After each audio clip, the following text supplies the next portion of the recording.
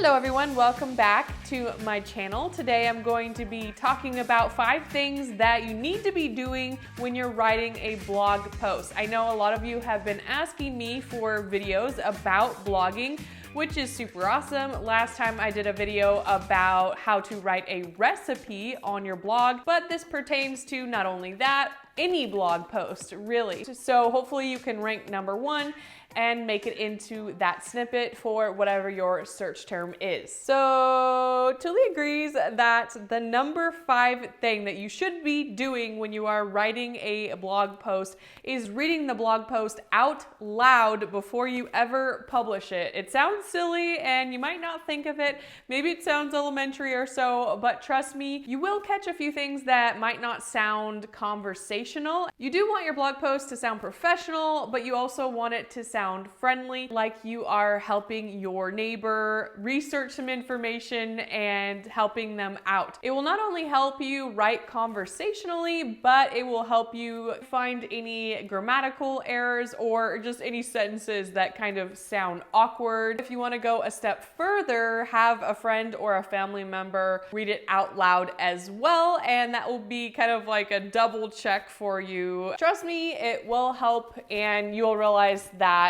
there's just a few things that you can catch reading it out loud that you wouldn't catch when you're just reading it to yourself. So the number 4 thing that you should be doing when you are writing a blog post is you should set aside at least an hour. And if you don't have at least an hour, then wait until you have at least an hour. The reason being, any less than an hour and you are not gonna get a good train of thought, and you'll probably get distracted that you are doing something else.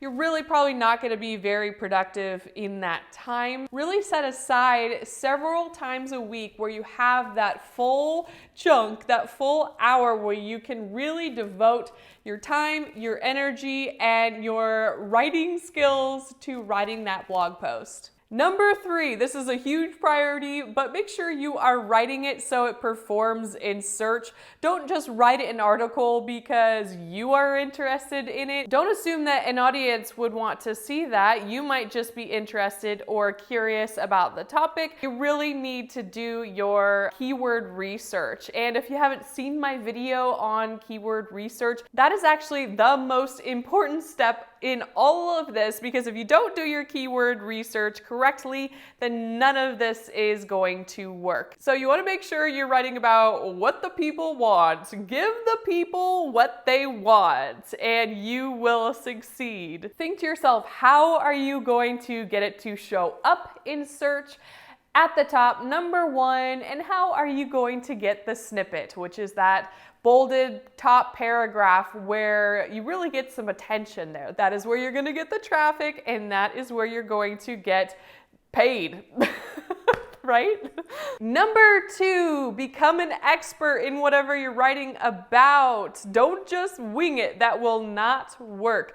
Do your research. Do extensive research. For example, on my website, Cook for Folks, we have an article like this. So how much caterers actually charge for events in 2020? Well, instead of just researching online and putting together some information, we actually called real caterers and asked them questions just like an investigative reporter or something. When I was reported, that's what we did. We went straight to the source. There was no looking on another website and summarizing that. It was always, we call an expert, we go interview an expert, we Skype someone, but we always get original research. That way we can know from the source. Look at this. Caterers charge a population charge that can range anywhere between $10 to $30 per person at your event.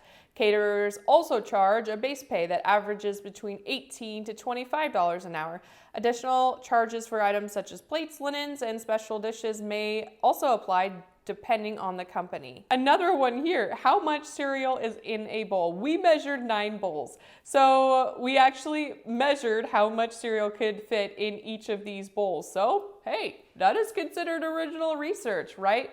We actually did the experiment rather than looking at other sources online. There's nothing wrong with looking at sources online, but that's just really a starting point and gives you ideas of where to look to get your own research. You should never obviously plagiarize anyone, but really, you shouldn't really summarize other websites as well. That's kind of a form of plagiarism. So use that as ideas, see what their sources are, and go to those sources and find your own information and interview them, send an email, talk to them, a phone call, anything. Just get your own research. So the number one thing that you should be doing when you are writing a blog post is you should be structuring your articles correctly. And if you don't know anything about structuring your blog post, Project 24 has a detailed tutorial on how to do that, how to write it, which paragraphs to write where. It is an extensive course from how to even get started with WordPress or whatever you're using,